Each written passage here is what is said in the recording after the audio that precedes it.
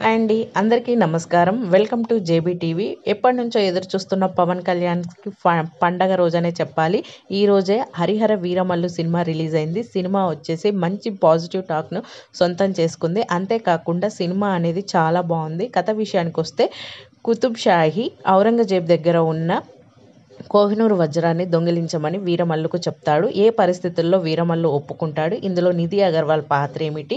అసలు వీరమల్లు ఆ కోహినూరు వజ్రాన్ని తీసుకొస్తాడా, లేదా హైదరాబాద్ నుంచి ఢిల్లీ వెళ్ళడం వల్ల మధ్యలో జరిగిన కథ ఏంటి అనేది ఈ వీరమల్లు స్టోరీ అండి. ఫస్ట్ హాఫ్ అయితే చాలా అద్భుతంగా ఉంది. చాలా అంటే చాలా బాగుంది.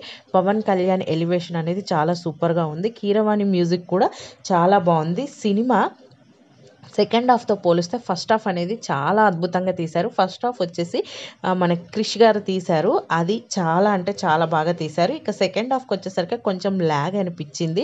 అంతేకాకుండా సెకండ్ హాఫ్లో కొంచెం పాటలు కూడా అంతగా ఏం బాగాలేదు. ఫస్ట్ హాఫ్లో కొంచెం ఆ సీన్స్కి తగ్గట్టుగా ఉన్నాయి పాటలు.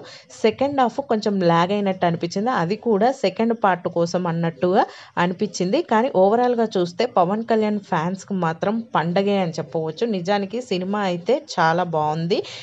సినిమాకు రేటింగ్ వచ్చేసి 5కి 3.5 అయితే ఇవ్వచ్చు. సినిమా మాత్రం అద్భుతంగా ఉండి పవన్ కళ్యాణ్ ఫ్యాన్స్కి చాలా రోజుల నుంచి ఎదురు చూస్తున్నారు కాబట్టి వారికి ఒక మంచి సినిమానే వచ్చిందని మనం చెప్పుకోవచ్చు. నిధి అగర్వాల్ పాత్ర కూడా బాగానే ఉంటుంది.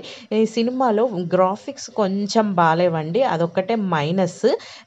ఓవరాల్గా చూస్తే సినిమా మాత్రం చాలా బాగుంది. థియేటర్స్లో మాత్రం చూడండి. ఈ సినిమా ఇవాళే వచ్చింది కాబట్టి తప్పకుండా చూడండి. సబ్స్క్రైబ్ చేయండి. Thank you.